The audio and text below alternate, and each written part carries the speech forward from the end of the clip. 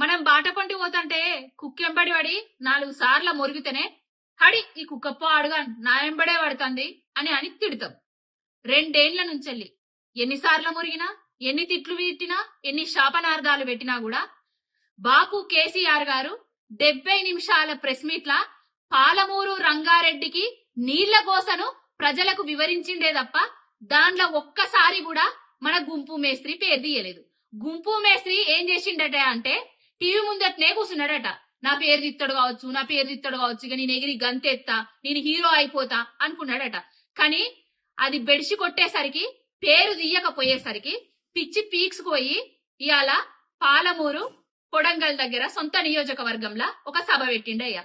ఇక సభ పెట్టి మరి కేసీఆర్ గారు పెట్టిన ప్రెస్ మీట్ మీద ఇట్లా పాలమూరు రంగారెడ్డి ప్రాజెక్టు మీద ఇట్లా నీళ్ల మీద ఇట్లా మాట్లాడతాడు కావచ్చని మేము అనుకున్నాం. మన దగ్గర సబ్జెక్టు లేదాయే, సరుకు లేదాయే, నీళ్ళంటే తెలియదాయే, బేసిన్లకు బేసిక్స్ లకు తేడా తెలియనున్నాయే. ఇక నీళ్ల గురించి ఏం మాట్లాడతా, ఇక మళ్ళా కేసీఆర్ గారిని తిట్టుడే పరమావధిగా పెట్టుకుంటా అనేసి ఇవాళ తిడతాండు. గుంపు మేస్త్రి బాపు కేసీఆర్ గారి కాలి కంటిన దుమ్ము దూలికున్న విలువ కూడా నీకు లేదు. ప్రజలందరికీ అర్థమైపోయింది. సర్పంచ్ల సభ పెట్టి సర్పంచ్లకి ఏం నేర్పిస్తానవయ్యా?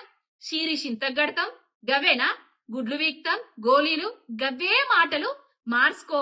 నువ్వెంత మొరిగినా, మా ఫామ్ హౌస్ చుట్టూ పొర్లు దండాలు పెట్టినా, ఆ ఫామ్ హౌస్ గేట్ దగ్గరికి పోయి బట్టలు చింపుకున్నా, ఆ ఫామ్ హౌస్ గేటుకు నీ తల పెట్టి కొట్టుకున్నా కూడా నీ పేరు అలకడు గుంపు మేస్త్రి. ఇంకొకటి బిడ్డ గుర్తు పెట్టుకో, నువ్వు దోమ లెక్క వచ్చినావు అనుకో, దోమను నలిపినట్టు నలుపుతాం. నువ్వు కుక్కలాగా మొరిగినావు రాళ్ళేసి దంచుతాం బిడ్డ.